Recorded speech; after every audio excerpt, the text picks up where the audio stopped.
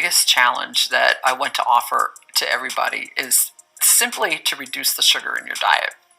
I think that that's really the most important thing that we need to do. That's where we've gone wrong over the last couple hundred years. It's been slowly building.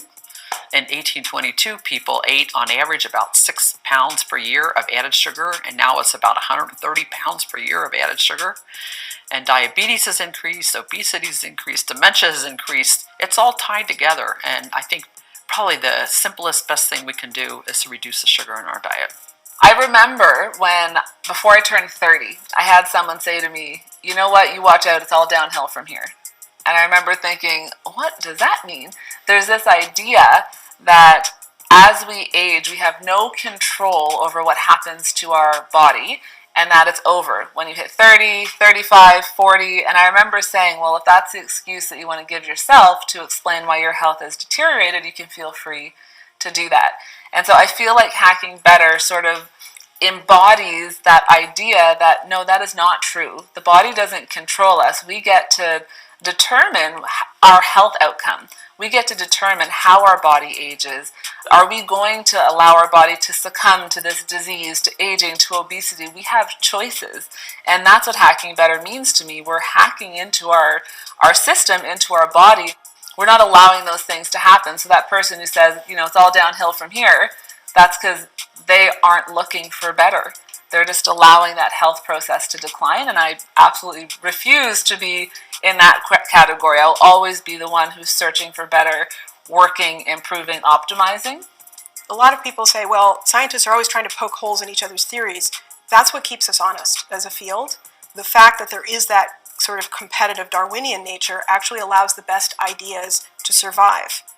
In a time where it's very easy to access information very superficially, it would be wonderful to promote the idea that ultimately it's not about, you know, whose opinion is more persuasive or who shouts the loudest, but really going back and becoming educated about interpreting data and understanding that there is actually a right answer. Look internally. So I've said it before, I can share any piece of information with somebody. I can download all the research, all the knowledge, but if you're not ready to change, it doesn't matter. And I've had those patients before, and I've handed them everything they need, but if you're not ready, it doesn't matter. It's not going to make the change you're looking for. And so what it comes down to first is discovering who you are. Why aren't you achieving the results you want? It's looking internally and saying to yourself, I deserve more, I deserve better, it's time to make a change, and I'm ready.